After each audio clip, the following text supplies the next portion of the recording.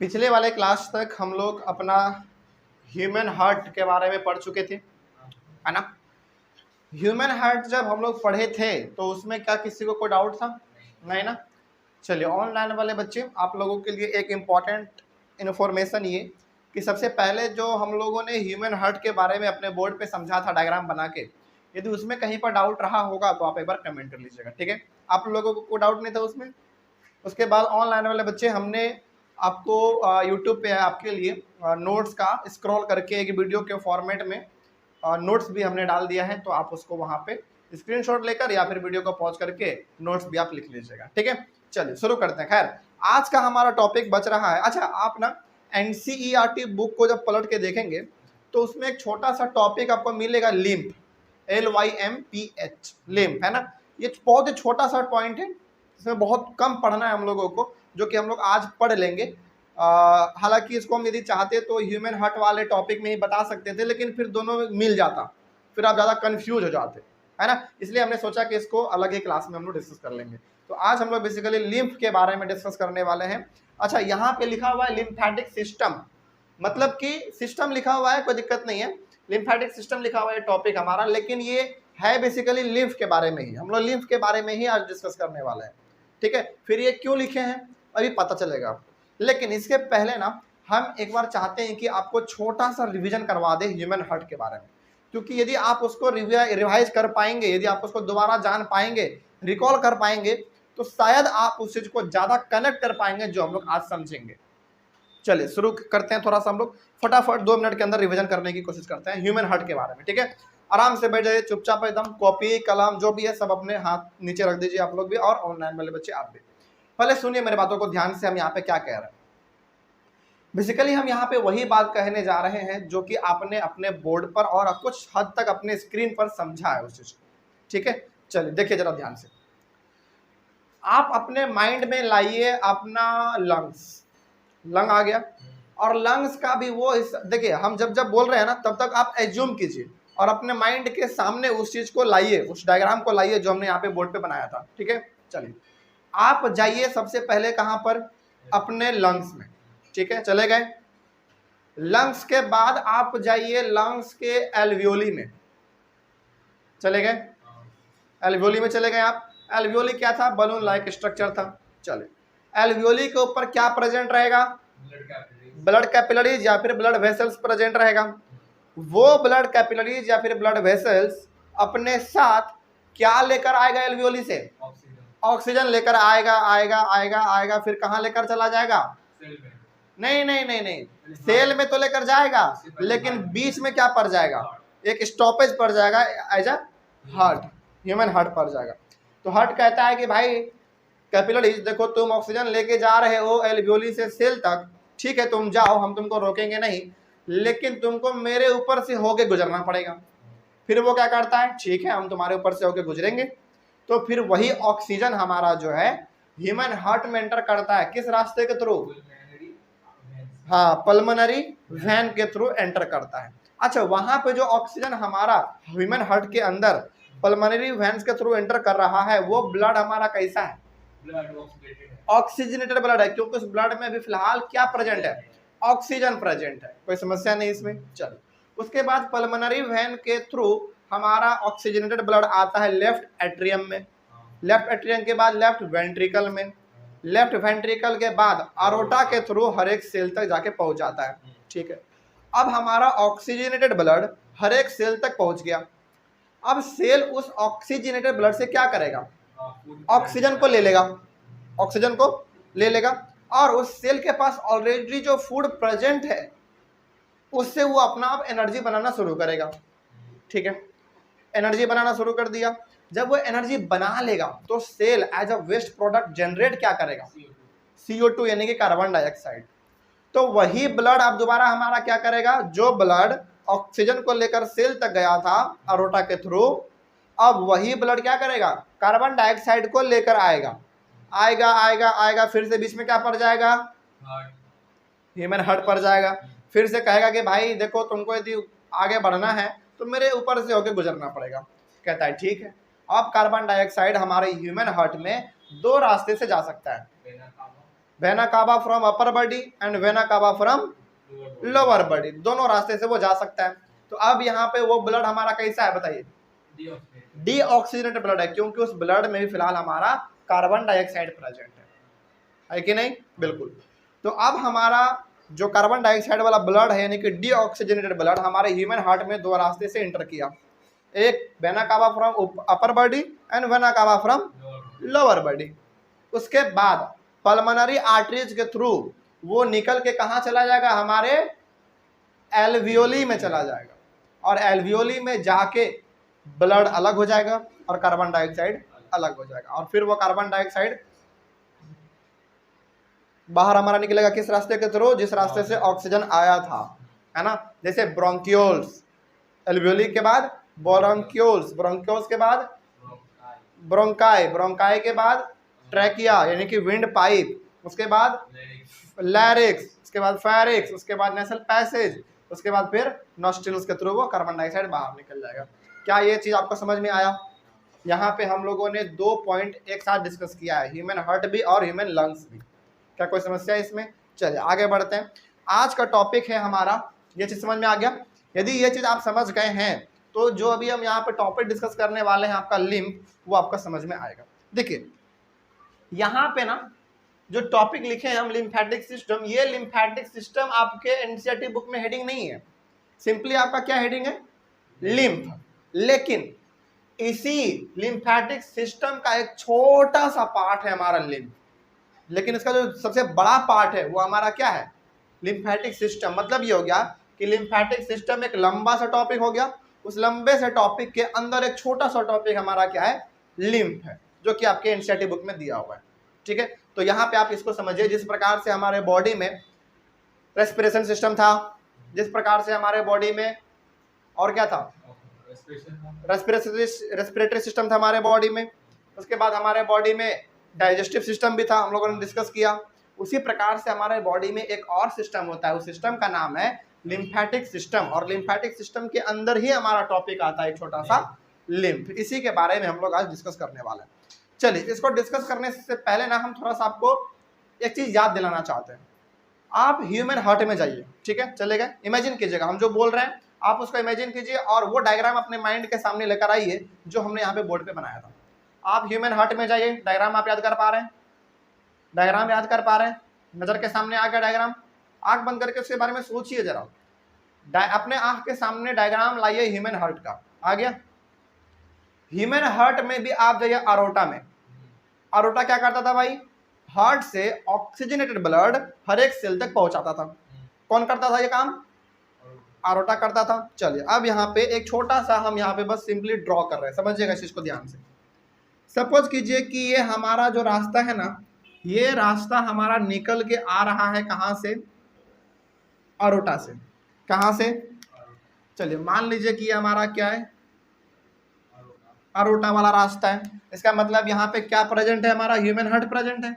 Imagine कर लीजिए यहाँ पे ह्यूमन हार्ट है, और ये ह्यूमन हार्ट का जो ऊपर वाला रास्ता था याद कीजिए क्या था, हमारा अरोटा था, और यही वो अरोटा रास्ता है जिसके थ्रू हमारा ऑक्सीजनेटेड ब्लड हर एक सेल तक जाएगा, है ना। तो ये अरोटा क्या पास करता है भाई, ऑक्सीजन यानी कि O2, और ये O2 कहाँ जाएगा, हर एक सेल के पास जाएगा। तो सपोज कीजिए कि यहाँ पे हमारा जो है ना ये गोल गोल गोल गोल क्या है, सेल है। बस आपको अभी फिलहाल यहाँ पे सपोज करना है, क्योंकि यदि आप इतना अभी कर लेते हैं तो फिर ये टॉपिक आपका समझ में आ जाएगा इजिली, बहुत आसान तरीके से। तो यहाँ पे आपने क्या देखा भाई, ये हमारा क्या है, सेल है। तो ये अरोटा जो ऑक्सीजन को लेकर आ रहा था ह्यूमन हार्ट से, हर एक सेल को दे देगा ऑक्सीजन, अपना दे देगा। चलिए सपोज कीजिए कि ये हमारा क्या कर रहा है, हर एक सेल को ऑक्सीजन अपना दे दिया। चलिए ऐसे आप कनेक्ट कर दीजिए। कनेक्ट करने का मतलब है कि ये अपना क्या कर रहा है, ऑक्सीजन दे रहा है हर किसी को, है ना। बस समझने के लिए हम यहाँ पे ऐसा ड्रॉ कर रहे हैं। तो ऐसे आपको हर एक को क्या करना है, आपस में कनेक्ट कर देना है, ताकि लगे कि हाँ सबको ऑक्सीजन हमारा क्या हो रहा है, मिल रहा है। बस ऐसे समझ लीजिए, कनेक्ट हो गया सबको आपस में। चलिए आगे आप जरा देखिए ध्यान से। यहाँ पे हमारा सेल था भाई, हर एक सेल को ऑक्सीजन मिल गया। अब सेल उस ऑक्सीजन से क्या करेगा, अपना एनर्जी बनाएगा, ठीक है। As a waste product generate क्या करेगा, CO2 जनरेट करेगा, और सेल से उस CO2 को लेकर आने का काम किसका था, वेना कावा बोलो या फिर वेन बोलो, वेन मतलब वेना कावा मतलब वेन, दोनों बोल सकते हो आप, इसमें कोई दिक्कत नहीं है। यानी कि वो कौन लेकर आ रहा था, वेन या फिर वेना कावा, जो भी आप कह सकते हैं। तो मान लीजिए कि ये रास्ता हमारा क्या है, किसका है ये रास्ता, वेन का या फिर वेना कावा का, तो आप इसको वेना कावा भी कह सकते हैं, VENA, vena, CAVA, vena cava. अच्छा यहाँ पे हम आपका कंफ्यूजन दूर कर देते हैं, अच्छा इसको रेड से लिख देते हैं ताकि आप ज्यादा समझ पाए।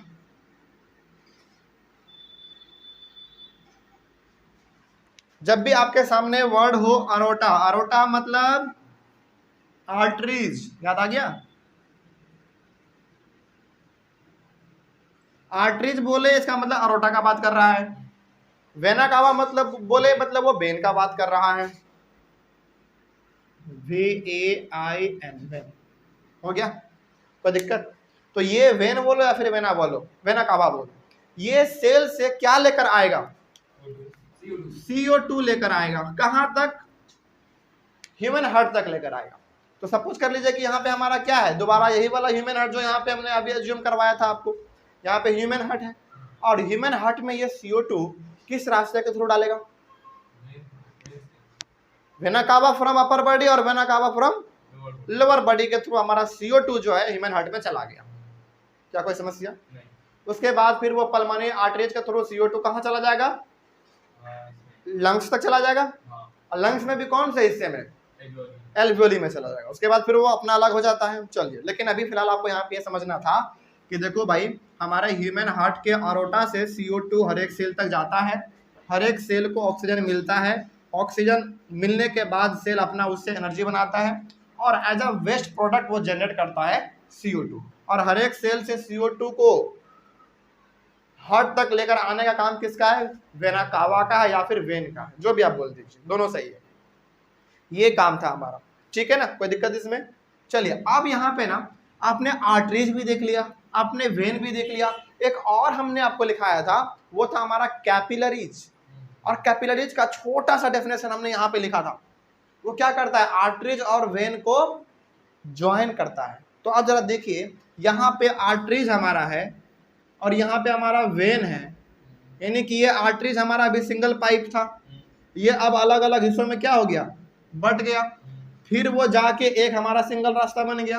तो ये जो अलग अलग रास्ते में बटा उसको हम लोग क्या कहते थे, कैपिलरीज कहते थे। तो यदि आप ध्यान से देखेंगे तो यहाँ पे हमारा हो गया आर्टरीज और यहाँ पे हो गया वेना कावा या फिर वेन। इन दोनों को जोड़ने का बीच में काम कौन कर रहा है, कैपिलरीज ही तो कर रहा है, यानी कि सेल तो रहेगा ही, लेकिन इन दोनों को बीच में जोड़ने का काम कौन कर रहा है, एक कनेक्ट करने का नेटवर्क का काम कौन कर रहा है, ये ब्लैक कलर का जो हमने यहाँ पे दिया है वही तो हमारा है बेसिकली कैपिलरीज। तो कैपिलरीज बेसिकली क्या करता है, आर्टरीज और वेन को आपस में जोड़ने का काम करता है। अच्छा, सपोज कीजिए कि यदि ये हमारा यहाँ पे कैपिलरीज नहीं होता तो क्या ये आर्टरीज और ये वेन दोनों आपस में जुड़ पाते, नहीं जुड़ पाते। सेल तो रहता, लेकिन सेल भी तो अलग अलग है ना, क्या वो जुड़ पाता आपस में कभी, क्या यदि कैपिलरीज नहीं रहता तो क्या अरोटा से ऑक्सीजन हर एक सेल को मिल पाता, नहीं मिल पाता। क्या कार्बन डाइऑक्साइड सेल से वेन को मिल पाता, नहीं मिल पाता। तो ये एक तरीके से हम लोग यहाँ पे कह सकते हैं बहुत आसान शब्दों में कि आर्टरीज और वेन को जो जोड़ने का काम करता है, इन दोनों को जो एक लिंक प्रोवाइड करता है, वही हमारा कहलाता है कैपिलरीज। क्या कोई समस्या इसमें? तो क्या जो यहाँ पे हमने ब्लैक कलर से लिखा था उसको हम लोग कैपिलरीज कह सकते हैं, बिल्कुल कह सकते हैं। ये हो गया हमारा कैपिलरीज। यहां तक तो कोई समस्या नहीं, बात समझ में आ रही है।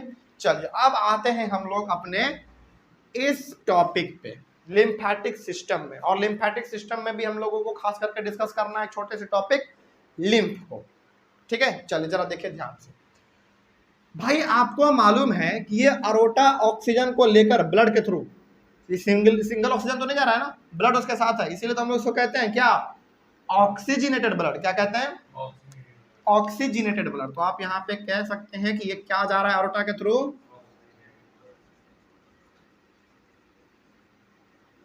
ऑक्सीजनेटेड ये ऑक्सीजनेटेड ब्लड हमारा आरोटा के थ्रू जा रहा है, और ये CO2 जो जा रहा है ये कैसा ब्लड है भाई? डीऑक्सीजनेटेड ब्लड है। ये डीऑक्सीजनेटेड ब्लड है, ठीक है। चलिए अब मेरे बातों को ध्यान से समझिएगा, अब यही पे हम समझाने वाले हैं आपको लिम्फ के बारे में। देखिए, आपको मालूम है कि इस आरोटा के थ्रू ऑक्सीजनेटेड ब्लड, यानी कि ब्लड में ऑक्सीजन घुला हुआ है, वो हर एक सेल तक जा रहा है। जा रहा है कि नहीं जा रहा है? कैपिलरीज के थ्रू जा रहा है, ठीक है। लेकिन इस कैपिलरीज में ना, ये जो ब्लैक कलर का आपको कैपिलरीज दिख रहा है ज्वाइन किया हुआ हर जगह पे, उसमें ना छोटा छोटा होल होता है, बहुत ही छोटा छोटा होल। उसको आप खुले आंखों से नहीं देख सकते, उसके लिए आपको माइक्रोस्कोप लगाना पड़ेगा। बहुत ही छोटा छोटा उसमें होल होता है, और उस होल से गलती से हमारा ऑक्सीजनेटेड ब्लड नीचे गिर जाता है। सेल में तो पहुंचता ही है, वो गलती से नीचे गिर जाता है। तो आप सपोज कीजिए कि ये यहाँ से जा रहा था, और चूंकि हर एक कैपिलरीज में क्या होता है, छोटा छोटा होल होता है, तो यहाँ पे हमारा ये क्या हो रहा है, धीरे धीरे वो गिर जा रहा है। क्या गिर जा रहा है? क्या बोल रहे हैं? हाँ, ऑक्सीजनेटेड ब्लड जो है ना, यहाँ पे हमारा एक तरीके से आप कह सकते हैं लीक हो रहा है। आपने सही वर्ड बोला, लीक वर्ड जो है ना, इसके लिए सबसे बेहतरीन वर्ड है। बात समझ रहे हैं? तो आपने बहुत अच्छा वर्ड बोला कि यहाँ पे क्या हो रहा है, हमारा ऑक्सीजनेटेड ब्लड जो है ना, इस कैपिलरीज के थ्रू सेल तक जा रहा था, वो पहुंचेगा वहां पे, लेकिन हल्का हल्का मात्रा में ना हमारा ऑक्सीजनेटेड ब्लड नीचे लीक हो जा रहा है। अच्छा, आप जरा बताइए एक बात हमको ध्यान से, ये जो हमारा ऑक्सीजनेटेड ब्लड जा रहा था, वो क्या बेसिकली एक ब्लड है, और ब्लड में क्या प्रेजेंट है? ऑक्सीजन प्रेजेंट है, इसीलिए हम लोग उसको कह दिया ऑक्सीजनेटेड ब्लड। लेकिन भाई है तो ब्लड ही, और ब्लड को यहाँ पे हम लोग क्या कहते हैं? प्लाज्मा कहते हैं कि नहीं कहते हैं? बिल्कुल कहते हैं। तो क्या हम यहाँ पे कह सकते हैं कि ये जो नीचे में गिरा है वो हमारा प्लाज्मा गिरा? क्या कह सकते हैं? बिल्कुल कह सकते हैं। तो हम यहाँ पे कह सकते हैं कि देखो भाई, ये जो ब्लू कलर का यहाँ पे गिरा ना, जो लीक हो गया, वो हमारा क्या लीक हुआ? प्लाज्मा लीक हुआ। और प्लाज्मा मतलब क्या है? बेसिकली ब्लड का जो लिक्विड वाला पन है, उसी को तो हम लोग कहते हैं प्लाज्मा। आप यहाँ पे ये भी कह सकते हो कि भाई ऑक्सीजनेटेड ब्लड नीचे गिर गया, या फिर आप कह सकते हो कि भाई प्लाज्मा नीचे गिर गया। अब दोनों कह सकते हो, इसमें कोई दिक्कत वाली बात नहीं है। लेकिन यहाँ पे भी हम लोग फिलहाल क्या कह दे रहे हैं? प्लाज्मा कह दे रहे हैं कि भाई ये ब्लड कैपिलरीज के थ्रू ना हमारा ऑक्सीजनेटेड ब्लड यानी कि प्लाज्मा हर एक सेल तक जा रहा था, लेकिन चूंकि कैपिलरीज में छोटा छोटा होल होने के कारण, छोटे छोटे पोर्स होने के कारण वो लीक कर गया, इसीलिए हमने इसको नाम दे दिया प्लाज्मा। क्या कोई दिक्कत इसमें? कोई समस्या नहीं ना? चलिए अब जरा मेरे बातों को ध्यान से समझिए। यहाँ पे ना ये जो प्लाज्मा हमारा गिरा है नीचे, जो लीक हुआ है, इसी प्लाज्मा को हम लोग कहते हैं लिम्फ। क्या कहेंगे इसी प्लाज्मा को? इसी प्लाज्मा को हम लोग कहते हैं लिम्फ, जो आपका टॉपिक है। जो लीक हुआ था ब्लड और प्लाज्मा, उससे हाँ, देखिए अभी फिलहाल हमारा ये आरोटा के थ्रू क्या जा रहा था? ऑक्सीजनेटेड ब्लड, यानी कि सिंपली प्लाज्मा जा रहा था, लिक्विड जा रहा था, हमारा ब्लड जा रहा था ऑक्सीजन को लेकर, ठीक है। तब तक तो हम लोग क्या कर रहे थे? प्लाज्मा सिंपली कर रहे थे। लेकिन जब वो प्लाज्मा इस कैपिलरीज के थ्रू लीक होके नीचे गिर जाए, तो अब वो प्लाज्मा नहीं कहलाएगा, अब वो हमारा कहलाएगा लिम्फ, या फिर इसका दूसरा भी नाम है क्या? टिश्यू फ्लूइड, जो भी आप कहना चाहे कह सकते हैं, लिम्फ या फिर टिश्यू फ्लूइड, इसका दो नाम, ठीक है। तो अब ये हमारा प्लाज्मा नहीं कहलाएगा, बल्कि अब ये हमारा लिम्फ या फिर टिश्यू फ्लूइड कहलाएगा। क्या कोई समस्या इसमें? अच्छा, अब आपने ये भी पढ़ा है, हमने आपको बताया था जब हम आपको ह्यूमन हार्ट पढ़ा रहे थे, तो हमने आपको बताया था कि भाई देखो, ये प्लाज्मा क्या होता है? बेसिकली लिक्विड होता है, और इस प्लाज्मा में क्या क्या सस्पेंडेड रहता है? WBC, RBC और एक और प्लेटलेट। Very good. तो इसमें भी तीन चीज होगा कि नहीं होगा? ये जो प्लाज्मा हमारा यहाँ पे नीचे गिर गया है, जो लीक हो गया, तो ऑब्वियस ही बात है भाई, जब हमारा लिक्विड गिरा होगा तो तीन चीज उसके साथ और गिरा होगा। क्या क्या? RBC, WBC and platelet. अब ऑनलाइन वाले बच्चे या फिर ऑफलाइन वाले बच्चे, आप में से कोई भी आप ये मत बोलिएगा कि सर ये आरबीसी क्या है, डब्ल्यूबीसी क्या और प्लेटलेट क्या है ना, क्योंकि हमने इसको बहुत अच्छी तरीके से बताया है ह्यूमन हार्ट वाले टॉपिक में, तो आप उसको एक बार वहां पे जाके देख सकते हैं यदि आपने उसको नहीं देखा है तो। हालांकि थोड़ा सा हम यहाँ पे बता देते हैं, रेड ब्लड सेल, आरबीसी का मतलब रेड ब्लड सेल, डब्ल्यूबीसी का मतलब व्हाइट ब्लड सेल, और प्लेटलेट का मतलब जब हमारा कहीं पे कट जाता है तो वहाँ पे हाँ ब्लीडिंग रुकने के लिए हमारे बॉडी में ऑलरेडी वो प्रेजेंट रहता है, तो वहाँ पे सेमी सॉलिड बन जाता है, मतलब कि वो ठोस बन जाता है ताकि हमारा ब्लीडिंग रुक जाए, उसी को कहते हैं बेसिकली हम लोग प्लेटलेट। क्या इसमें तो कोई डाउट नहीं होना चाहिए। हम आगे बढ़ते हैं फिर। अब एक चीज हम और यहाँ पे इंपॉर्टेंट चीज समझाने वाले हैं, लेकिन फिलहाल यहाँ तक तो कोई डाउट नहीं होना चाहिए, बात समझ में आई है यहाँ तक। चलिए आगे बढ़ते हैं फिर। तो भाई हमारा यहाँ पे कैपिलरीज से हमारा प्लाज्मा यानी कि ऑक्सीजनेटेड ब्लड हर एक सेल तक जा रहा था, लेकिन चूंकि इसमें छोटा छोटा होल होने के कारण हमारा प्लाज्मा जो है वो नीचे लीक कर गया, और उसी प्लाज्मा को अब हम प्लाज्मा नहीं कहेंगे बेसिकली, और उसी प्लाज्मा को अब यहाँ पे हम लिम्फ या फिर टिश्यू फ्लूइड कह देंगे। और भाई जब हमारा प्लाज्मा नीचे लीक हुआ होगा तो उसके साथ ये सारा कुछ भी लीक हुआ होगा, बिल्कुल लीक हुआ होगा, है ना। चलिए अब जरा बताइए, मेरे बातों को ध्यान से सुनिएगा, ठीक है। देखिए इसके बारे में ना थोड़ा सा यहाँ पे और हम कुछ इंपॉर्टेंट पॉइंट लिख देते हैं। देखिए ये जो लिम्फ है ना, इसका कुछ खासियत है, जैसे देखिए ये ना बिल्कुल सिमिलर टू प्लाज्मा। हाँ बेसिकली ये है क्या, प्लाज्मा ही तो है, तो ये प्लाज्मा के जैसा ही देखने में आपको लगेगा, ठीक है ना। लेकिन बताओ प्लाज्मा का कलर कैसा होगा? नहीं ये प्लाज्मा का कलर रेड, क्यों? क्योंकि इसमें प्रेजेंट क्या रहता है, आरबीसी। लेकिन जब ये प्लाज्मा लीक हो जाएगा ना, वो रेड नहीं रहेगा बल्कि वो कलरलेस हो जाएगा, मतलब कि व्हाइट हो जाएगा। यही इसका सबसे बड़ा खासियत है। अब आपके मन में सवाल आना चाहिए कि सर ये जो लीक हुआ है, जिसको हम लोग यहाँ पे लिम्फ या फिर टिश्यू फ्लूइड कह रहे हैं, वो तो सिंपली प्लाज्मा ही है। वो आपने लिख भी दिया सिमिलर टू प्लाज्मा, ठीक है, वो समझ में आ गया। लेकिन यहाँ पे एक गड़बड़ी पैदा हो जाता है, ये प्लाज्मा अभी तक हमारा फिलहाल जब लीक नहीं हुआ था तब तक वो रेड कलर का था, लेकिन जब वो लीक हो जाएगा तो वो हो जाएगा colourless. Yes it is colourless. और कलरलेस का मतलब आपको समझ में आता है, व्हाइट हो गया वो सिंपली, है ना। और इसमें जो है ना प्रोटीन बहुत कम रहेगा। क्या रहेगा? हाँ प्लाज्मा के कंपैरिजन में लिम्फ के पास प्रोटीन अब थोड़ा सा कम हो जाएगा। यहाँ तक में तो कोई समस्या नहीं।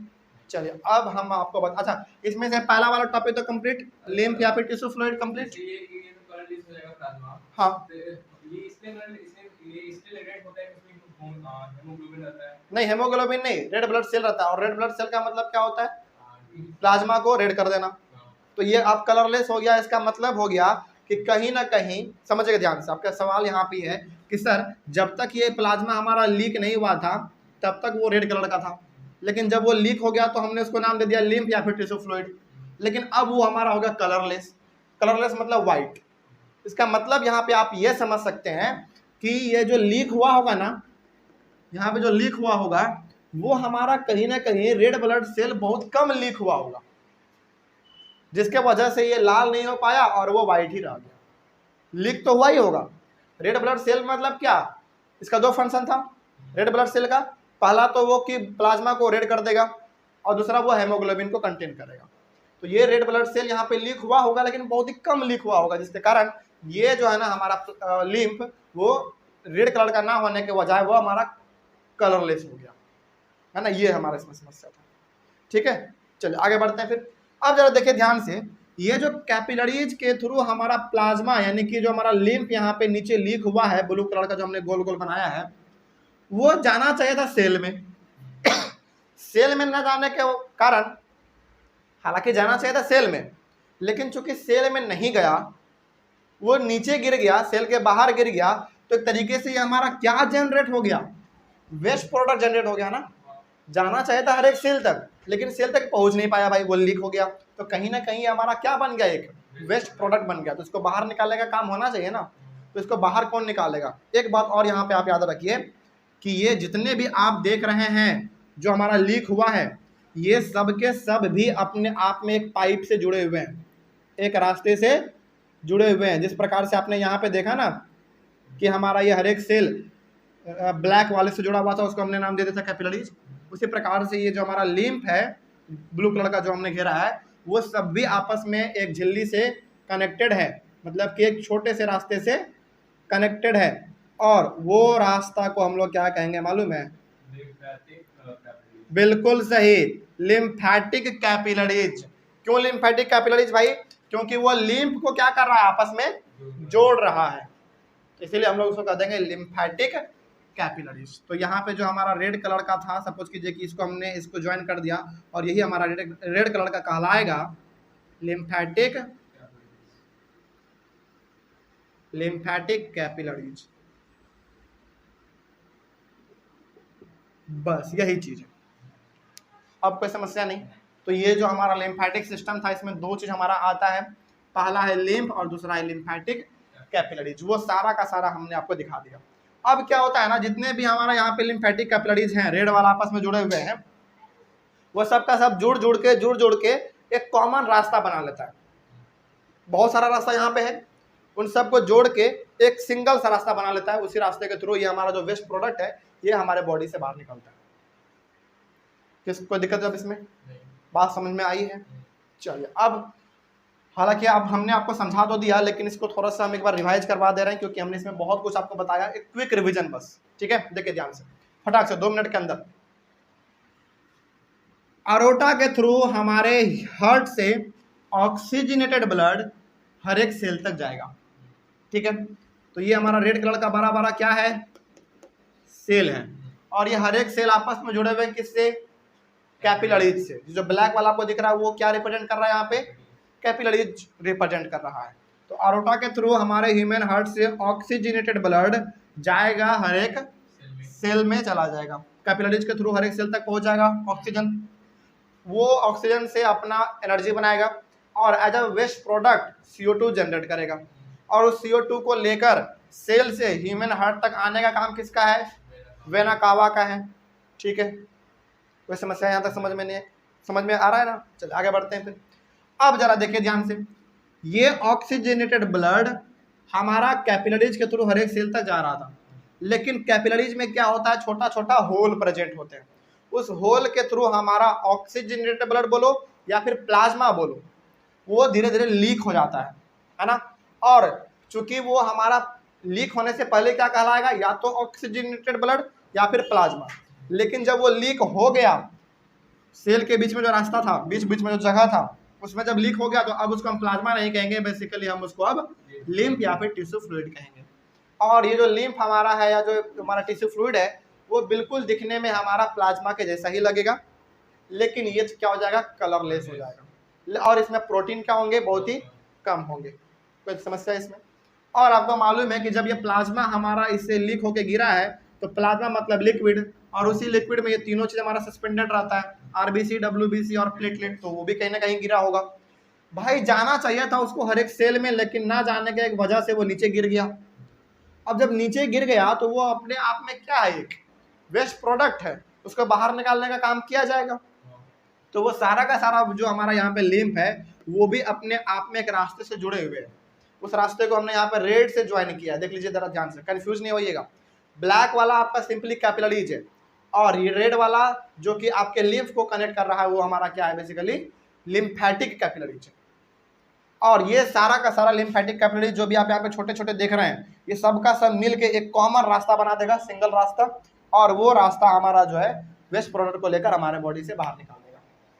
उसका रास्ता अलग होता है ना? वो कैसे बाहर निकलता है उसका रास्ता अलग होता है, उसको हम लोगों को डिटेल में पढ़ना पड़ता है लिम्फैटिक सिस्टम में ही, लेकिन वो आपके एनेस्थेटिक के अंदर में नहीं आता है वो चीज़, है ना? यदि उसको बताने लगे तब तो फिर आपके सर से बाउंस कर जाएगा, ऊपर से चला जाएगा, पता ही नहीं चलेगा कि सर ये क्या आप बता रहे हैं।